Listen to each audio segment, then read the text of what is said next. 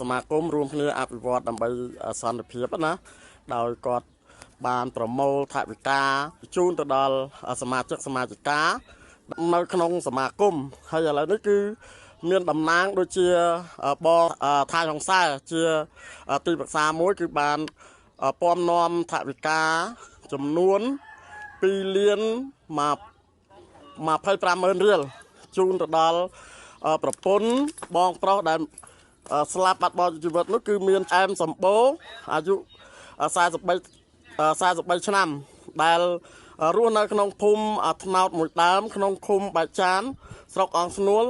ខេត្តកណ្ដាលនេះផងបងប្រុសថៃសង្សារដែលគាត់ពំនាំជាថវិកានេះបាទជូនទៅដល់បងស្រីផងដែរ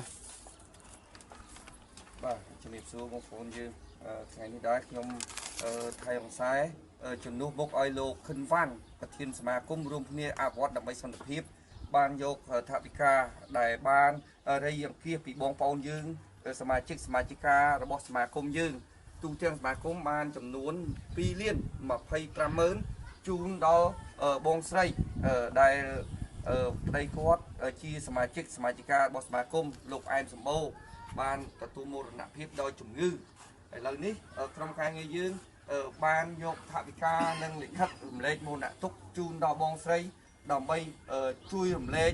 ក្នុងការខ្វះខាតនៅក្នុងជីវភាពរស់នៅប្រចាំគ្រួសារប្រចាំថ្ងៃរបស់គាត់អញ្ចឹង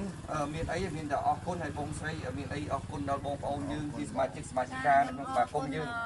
អរគុណមកសមាគមរូបនេះដើម្បីសន្តិភាពហើយកាត់ MP ដែលបានយកថវិកាមកជួយអញនេះបាទក៏ឲ្យស៊ីឡារីចម្រើនទៅមុខទៅទៀត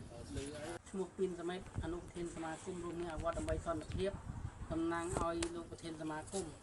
ឈ្មោះគាត់ខិនវ៉ាន់ពនាមស6អញ្ចឹងបានដឹកនាំបងប្អូនយើងកម្លាំងទាំងអស់មកប្រគល់លុយកាប់កិច្ចជូនដល់សក់វែងស14អញ្ចឹងថ្ងៃនេះត្រូវនឹងថ្ងៃទី1ខែ2